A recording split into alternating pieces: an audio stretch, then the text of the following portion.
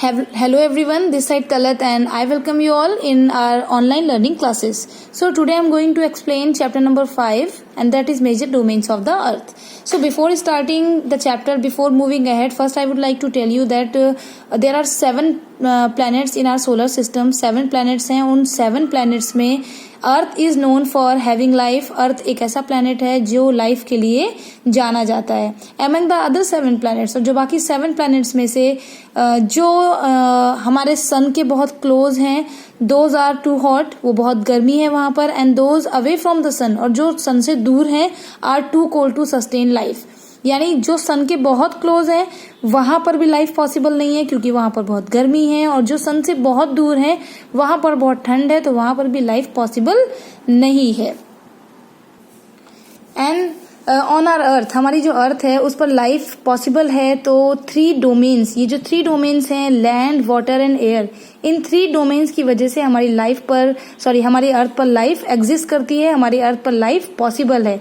तो ये 3 डोमेन्स कौन से हैं? Land, that is very important, water is also very important, and air, as everybody knows that we can not live without oxygen and plants can not grow without carbon dioxide. तो ये जो land है, water है, air है, ये तीनों हमारी अर्थ पर लाइफ को पॉसिबल करते हैं. और ये जो तीनों हम डोमेन्स डिस्कस कर रहे हैं, the part is land, water and air, ये तीनों हमारी मीन्स जिसमें मैटर्स एग्जिस्ट करते हैं. आपको पता होगा कि हमारे solid, liquid and gas form में हमारे मैटर एग्जिस्ट करते हैं. इन तीनों फॉर्म में हमें मैटर्स मिलते हैं. तो जो हमारी लैंड है, ये किसको आपको शो कर रही है? इससे पता चल रहा है कि जो लैंड है हमारी सॉलिड फॉर्म में हमें मिलती है, और जो वाटर है ये लिक्विड फॉर्म में मिलता है, और जो एयर है ये गैसियस फॉर्म में मिलती है. तो तीनों देखिए, आपको तीनों फॉर्म आपको यहाँ पे नजर आ रहे हैं. वो सारी लैंड मासेस हमारी अर्थ पर, वो जितना भी लैंड मासेस है, जितनी भी जमीन है जो ह्यूमन बींग्स को, एनिमल्स को और प्लांट्स को रहने के लिए स्पेस देती है, प्लांट्स की ग्रोथ के लिए स्पेस देती है, ये एक सॉलिड डोमेन है हमारी अर्थ का, और इसे लिथोस्फेयर के नाम से जाना जाता है. फिर नेक्स्ट है वाटर जो डोमेन हमारा, जितने भी ओशियंस हैं, जितने भी सीज हैं, जितनी भी बाकी वाटर बॉडीज हैं, यानी जहां जहां पर भी पानी है, तो वो हमारा लिक्विड डोमेन है, और इसे हम हाइड्रोस्फेयर के नाम से जानते हैं. नेक्स्ट जो हमारा आसपास, हमारे अर्थ के आसपास जो एयर का, जो गैस का एनवेलप है, जितनी भी हमारा गैसियस डोमेन्स है जो गैस की फॉर्म में है, इसे हम एटमॉस्फेयर के नाम से जानते हैं. Now next and last 4th domain is biosphere. ये बायोस्फीयर वो स्पेस है जहां पर लैंड, वाटर एंड एयर ये दोनों एक दूसरे से कांटेक्ट करते हैं, एक दूसरे के कांटेक्ट में आते हैं, और जहां पर इन तीनों की वजह से लाइफ पॉसिबल होती है, that domain is known as biosphere. इसका मतलब ये है कि पानी तो जरूरी है, बट हम क्या ओशंस के अंदर नीचे तक नहीं रह सकते, लाइफ वहां पर पॉसिबल नहीं है. एयर में हम स्पेस तक की बात करें, वहां पर भी एयर ही मानी जाएगी, लेकिन वहां पर भी हम रह नहीं सकते. तो जहां पर लैंड, वाटर और एयर एक दूसरे के कांटेक्ट में आते हैं और जहां पर लाइफ पॉसिबल होती है, तो वही उस जगह को हम बायोस्फीयर कहते हैं. और ये एक नैरो जोन है, एक छोटी सी एक बेल्ट है. Now next heading is lithosphere. अब लिथोस्फेयर क्या है? हमारी अर्थ किस चीजों से मिलकर बनी है? Our earth is made up of land and water, यानी ये 2 चीजें मिलकर हमारी अर्थ को पूरा करती हैं. अगर आप देखें, लैंड जो है इसका परसेंटेज, इसका रेशियो बहुत कम है, and the percentage of land is 29% only. And water, जो हमारी अर्थ सरफेस पर वाटर एग्जिस्ट करता है, जो जितना पार्ट वाटर से कवर्ड है, दैट इज 71%. तो लैंड कितनी हो गई? 29% एंड वाटर इज 71%. इन दोनों से मिलकर हमारी पूरी अर्थ बनी है. जितने भी हमारे आसपास रॉक्स और मिनरल्स नजर आते हैं, ये सब रॉक्स और मिनरल्स मिलकर हमारी अर्थ की अपर लेयर को, ऊपर की आउटर जो लेयर है, क्रस्ट को बनाते हैं. तो ये जो आउटर लेयर है हमारी, इसी को हम लिथोस्फेयर कहते हैं. यानी रॉक्स एंड मिनरल जो आउटर लेयर बना रहे हैं अर्थ की, that is called as lithosphere. Lithosphere word है, ये ग्रीक वर्ड से लिया गया है, और ग्रीक वर्ड लिथोस का मीनिंग रॉक से होता है. और लिथोस्फेयर में क्या इंक्लूड है? Lithosphere it includes all types of land masses. Lithosphere में सारी लैंड मासेस, जितनी भी जमीन है, ये सारी लिथोस्फेयर में इंक्लूड है. और अगर आप देखें तो हमारे आसपास आपको क्या मिलेगा? या तो आपको कॉन्टिनेंट्स मिलेंगे या ओशंस मिलेंगे. कॉन्टिनेंट्स क्या है? Large water bodies, large land masses, जितने भी बड़े बड़े लैंड मासेज है, बड़े बड़े एरियाज हैं, जमीन के जो टुकड़े हैं, उनको हम कॉन्टिनेंट्स कहते हैं। एंड कॉन्टिनेंट्स कितने हैं हमारे? 7 कॉन्टिनेंट्स हैं। तो जो लार्ज लैंड मासेज है, बड़े बड़े एरियाज हैं। अब आप ये कहें लार्ज का मतलब क्या है? कॉन्टिनेंट्स तो अपने आप में बहुत बड़े बड़े लैंड मासेज हैं, तो लार्ज लैंड मासेज को हम कॉन्टिनेंट्स कहते हैं।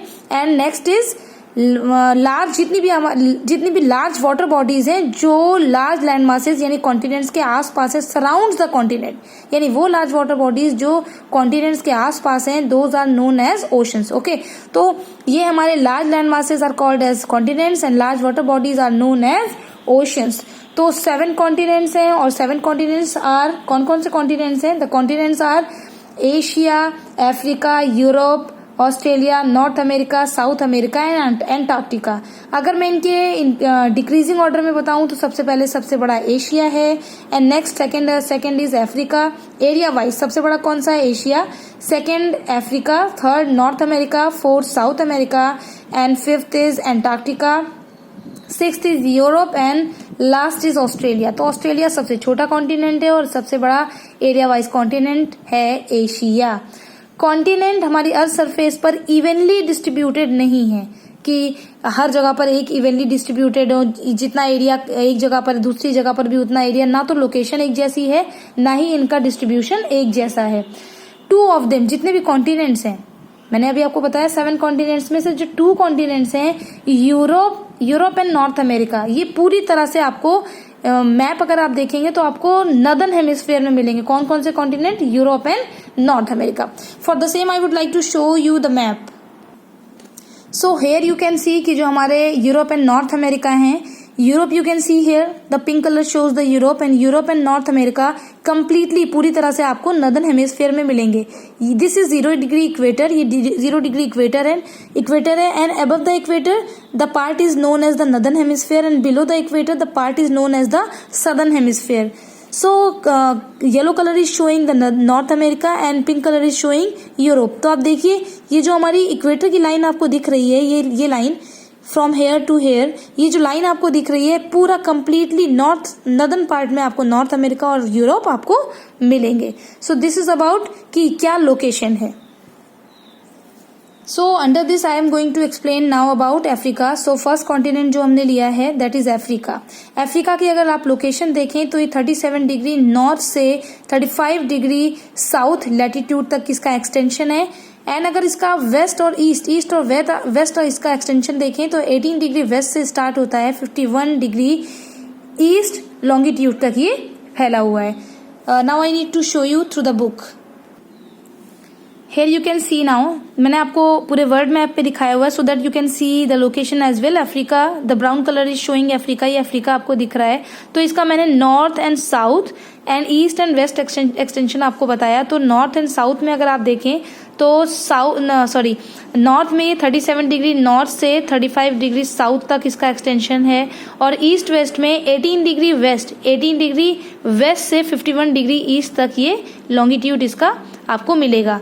नॉर्थ और साउथ में ये कितने किलोमीटर है? नॉर्थ और साउथ में ये यहाँ से यहाँ तक आपको 8000 किलोमीटर इसका एक्सटेंशन है, और ईस्ट और वेस्ट एक्सटेंशन इसका यानी यहाँ से यहाँ तक जो इसका एक्सटेंशन है ये 7200 किलोमीटर्स है। अफ्रीका के बारे में पूरी दुनिया को middle of the 19th century यानी 19th सेंचुरी का जो यानी 1850 के आसपास की बात है, middle of the 19th century, तो उस टाइम तक पूरी दुनिया को अफ्रीका के बारे में बिल्कुल नहीं पता था। पता होने का रीजन ये था कि ये जो यहाँ पर पहुंचना काफी मुश्किल था। तो जब लोग इसको नहीं जानते थे, यूरोपियंस यहाँ पहुंचे तो यूरोपियंस ने इसको इस प्रॉब्लम की वजह से अफ्रीका को डार्क कॉन्टिनेंट का नाम दिया। और अभी इस टाइम पर उस टाइम पर ये यूरोपियंस ने इसे कॉलोनी बनाया हुआ था, और अभी आज की डेट में अफ्रीका में 50 इंडिपेंडेंट नेशंस यहाँ पर हैं। अफ्रीका में कोई बहुत बड़ा माउंटेन या कोई बड़े बड़े प्लेन्स मैदान नहीं मिलेंगे। और अफ्रीका का जो स्पेशल फिजिकल फीचर है वो है यहाँ के दूर तक फैले हुए बड़े बड़े यहाँ पर वास्ट डेजर्ट्स, बड़े बड़े रेगिस्तान आपको मिलेंगे। यहाँ की एक इम्पॉर्टेंट रिवर है that the reverse name is Nile river. ये जो नाइल रिवर है जो अफ्रीका की सबसे इम्पॉर्टेंट रिवर मानी जाती है, ये वर्ल्ड की सबसे लॉन्गेस्ट रिवर भी है। यहाँ के जो स्पेशल फीचर मैंने आपको बताया कि यहाँ का स्पेशल फीचर यहाँ के डेजर्ट्स हैं, तो स्पेशली मैं डेजर्ट्स के नाम लेना चाहूँगी। ये जो यहाँ के फीचर्स हैं, या डेजर्ट जो इसका मेन इंपॉर्टेंट फीचर है, तो डेजर्ट्स हैं यहाँ के सहारा डेजर्ट, कालाहारी डेजर्ट और नामीब डेजर्ट, ये यहाँ के इंपॉर्टेंट डेजर्ट्स हैं। नेक्स्ट वीडियो में मैं आपको एशिया के बारे में बताऊंगी। And till then take care and bye bye.